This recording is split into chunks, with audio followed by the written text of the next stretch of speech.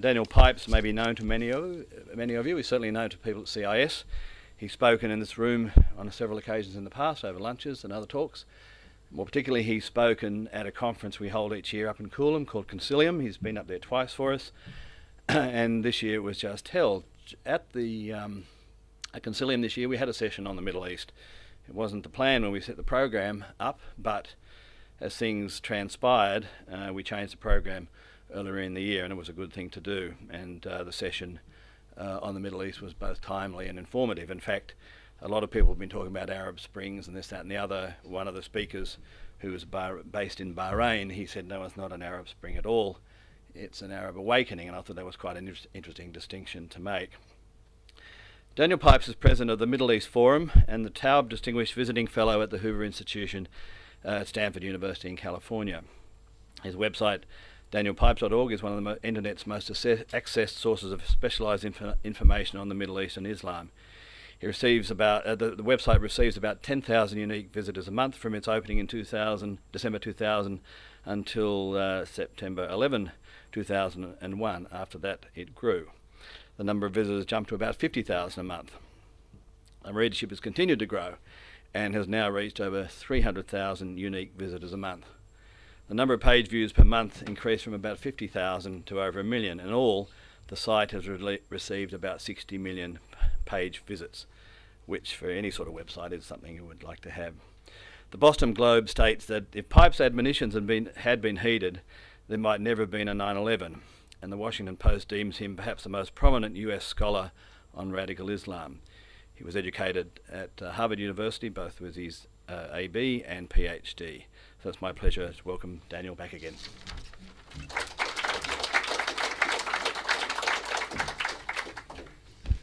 Thank you, Greg, so much, and good evening, ladies and gentlemen. Pleasure to be back to CIS.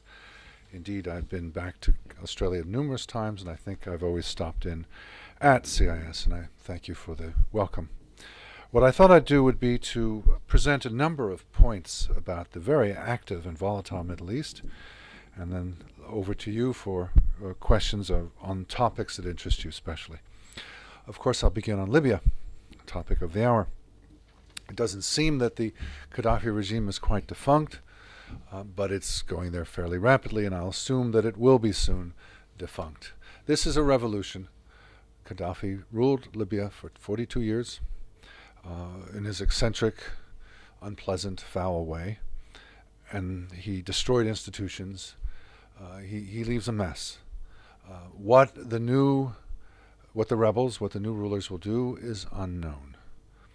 I worry that while it's unmitigated good news that he's gone, the successor regime may be yet worse. Worse in the sense that while Gaddafi is evil, he is isolated, he is eccentric, he is despised by most. His successors could be Islamists, could be Muslims seeking to apply Islamic law, and could be well connected to an international movement that is dangerous. It could be that just a couple hundred kilometers from an Italian island called Lampedusa, there will be an Islamist government that will cause refugees to leave in large numbers, that will provide access to the Iranian government at the south of the Mediterranean Sea, that will give a boost to Islamists around the world, that their movement is thriving. So I'm not partying today. I'm apprehensive that the NATO powers, in particular France, followed by the United States and Britain, have undertaken a mission to support a group whose identity is unclear. And there are plenty of reasons to worry that, as in Iran in 1978-79, the Islamists are lurking behind a more moderate and more appealing facade, and that they will show their face and that they will take over in the weeks and months ahead. So I'm hoping that isn't the case. I'm hoping that it will be a more liberal and modern-oriented government, but I have no reason to assume it will be, and I'm apprehensive that what follows could be yet worse than Gaddafi. A second point is about Egypt and Tunisia. The Arab awakening, or call it what one will, started in Tunisia and then moved quickly to Egypt. In both cases, in a matter of days, long-standing 20 and 30-year tyrants who'd ruled for 20 and 30 years were gone. The street demonstrators took this as homage to their own prowess. In retrospect, I think it's clear that the street demonstrations were in fact a trigger for the security establishment in Tunisia and the military establishment in Egypt to get rid of the presidents of those two countries, Ben Ali, Mubarak, respectively, because these presidents were deeply unpopular among the populations, because these presidents had families that were rapacious. They were ornaments that were too expensive for the security and military establishments to maintain. They said, go, we don't need you, leave. And they did. But these were not revolutions, unlike in Libya. These were coups d'etats.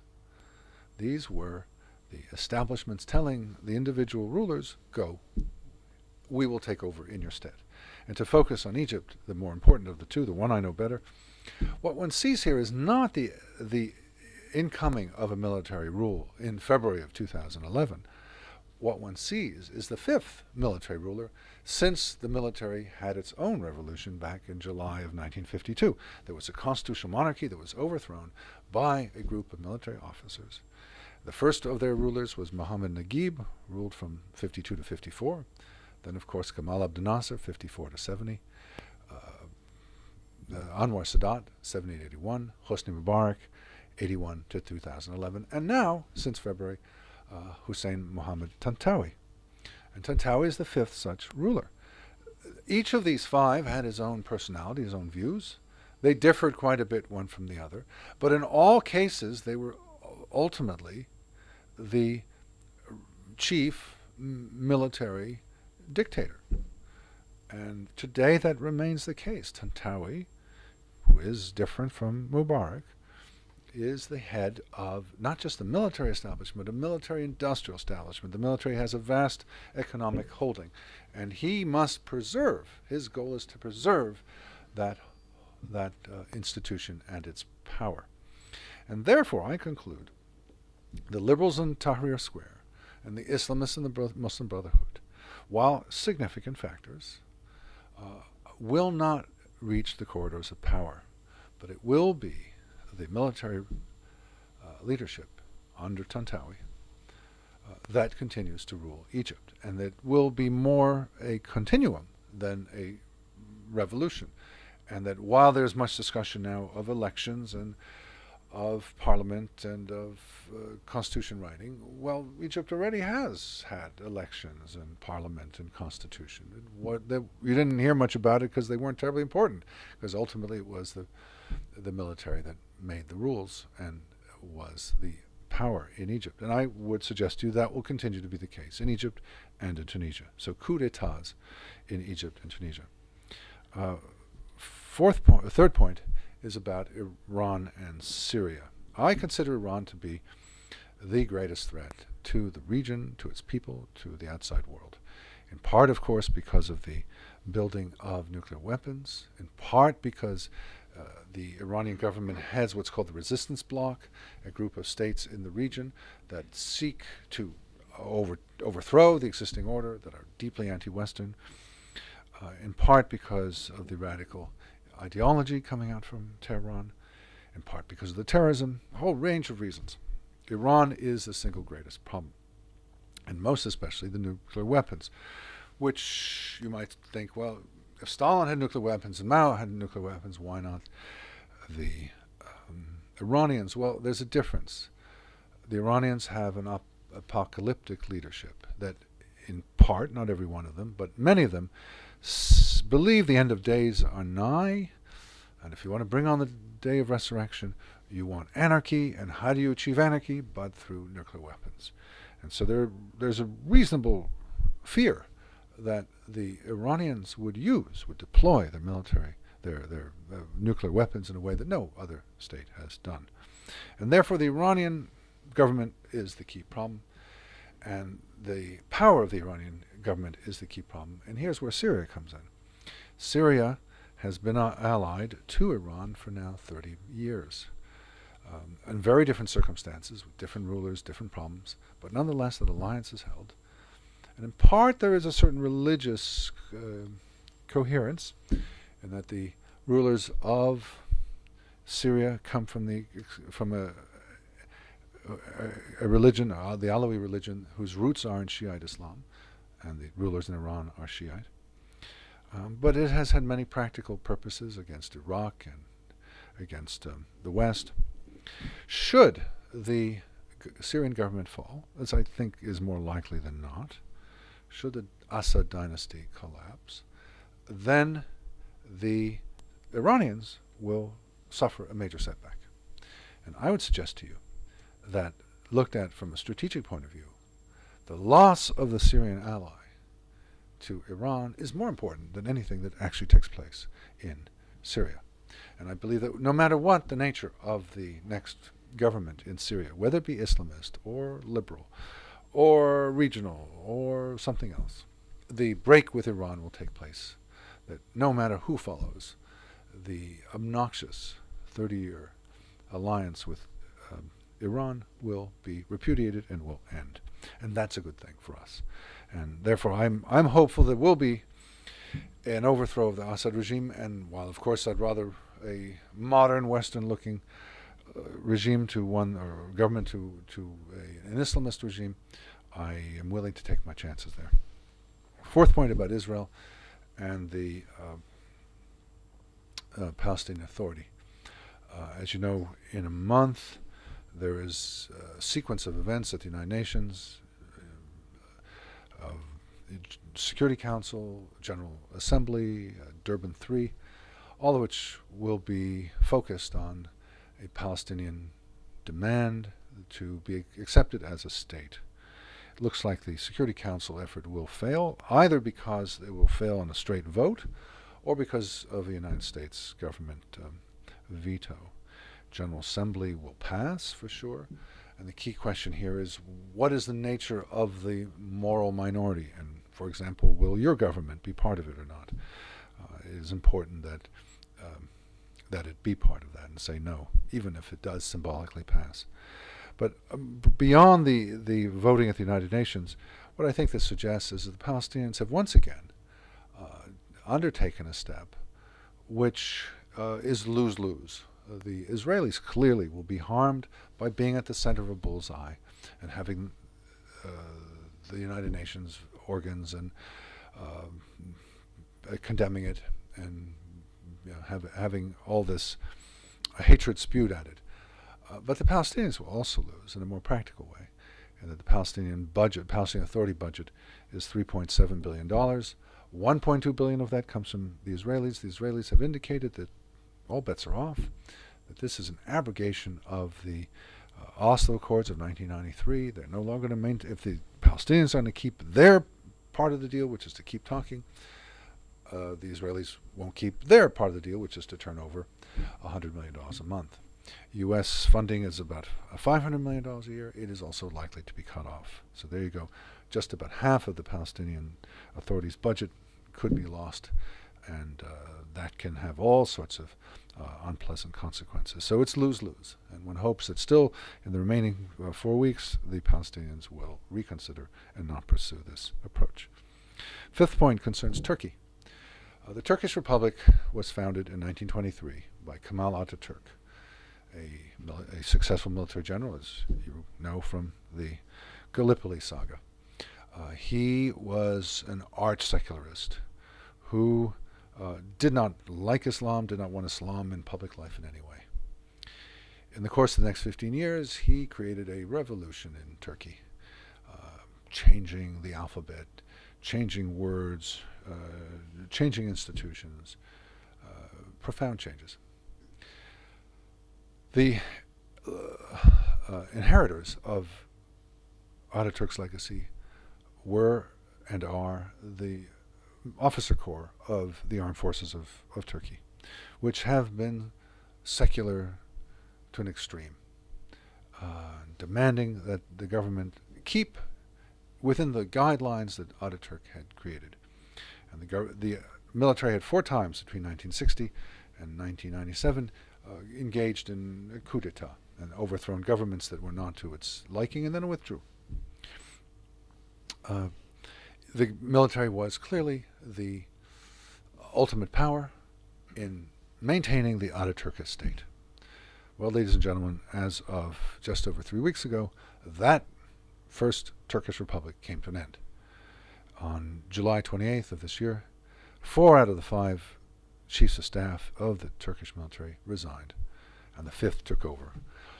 They resigned in protest to the ruling party, the AKP, making trouble for the military, arresting military leaders, restricting military authority. And they resigned, and they said, in effect, we give up. And I believe, as of a few weeks ago, we've entered into the second Turkish Republic, now an Islamist republic, now a republic in the hands of a leadership that wishes to apply Islamic law, profoundly different from Ataturk's vision. The military is no longer an autonomous institution. The military has accepted the Islamist party's domination. This has many profound implications for the West. Turkey is a large state demographically in the Middle East, 75 million. It is a strategic state geographically. It is the booming state of the region. Economically, it is the China of the Middle East. It has an ideology that it wishes to spread. It's feeling strong and trying to influence other states. It's been dubbed a neo-Ottoman outlook, in that the leaders are feeling that they can replicate what the Ottoman Empire had in centuries past. Not, of course, the same, but in like spirit. Be the leader of the region. To have this major state, what had been a model, really, for we who looked at it in the West, in terms of economic growth and democracy, rule of law, turn as it did, rapidly as it did, is a very unfortunate development, and I think one that is full of implications for the future. Put it slightly differently, the Iranian Revolution is what I call Islamism 1.0, a violent, revolutionary, totalitarian. Osama bin Laden was Islamism 1.0, violent, so forth.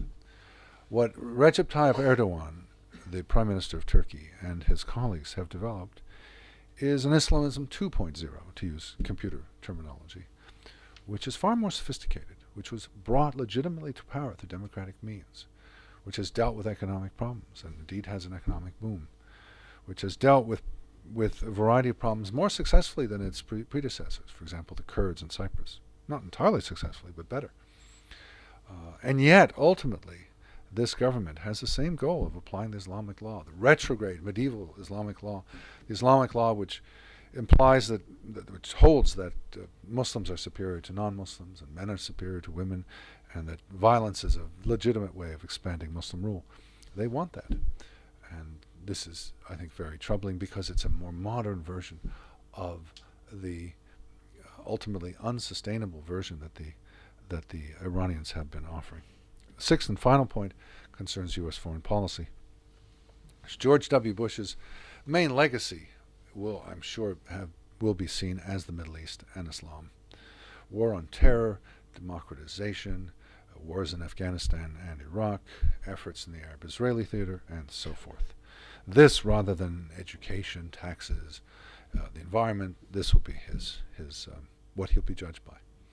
And more than that, it was what Barack Obama seized upon to become the anti-Bush. Back in 2007, Obama, who was a junior senator from Illinois, became known in large part because of his unremitting opposition to the war in Iraq, and to other elements as well, but Iraq in particular. And so Obama came to power 2.5 years ago, January of 2009, as the anti-Bush. Everything Bush did, he would do otherwise. Well, in fact, 2.5 years later, we find that is not the case. Whether it be Obama's speech on the resignation of Hosni Mubarak, which sounded like George W. Bush, whether it be the basic continuity in policy in Iraq, whether it be putting more soldiers into Afghanistan, whether it be having more unmanned drones attacking terrorists than Bush had done, whether it be assassinating bin Laden, whether it be keeping open Guantanamo Bay, whether it be his efforts to appeal to Muslims, which have failed, just as they did by Bush. Over and over again, you see more continuity than change. Now, I say this as someone who is a Republican, who is a conservative, who has very little regard for Barack Obama and fervently wishes that he'd lose the next election. But I do note that despite a significant change in tenor and a different approach in spirit, in fact, when it comes to the Middle East and Islam, one sees much more continuity than change. I'd say 80% continuity and 20% change. A surprising conclusion, not at all what I expected. Even the Arab-Israeli conflict, where Obama brought a coolness, bordering in some cases on hostility towards Israel. If you look at the actual policies as opposed to the atmospherics and tone, today U.S. relations with Israel are not in any fundamental way changed from under Bush. U.S. policy towards Israel is not in any way fundamentally changed. It's pretty much the same. Granted, it's gone through various gyrations, but it is today roughly where it was when Obama took over 2.5 years ago. So it is striking to see that where you stand is where you sit, and you might have all these ideas as a professor or a state senator or a U.S. senator, but when you enter the Oval Office, your options become limited. They might become less limited should he be reelected, but the president is only one actor in foreign policy, in particular in the Arab-Israeli arena. But in general, he's only one actor, and there's only so much he can do, and there are certain imperatives that he is subject to, and it's striking to see how much continuity there's been. So I'll stop there and look forward to your thoughts and your questions.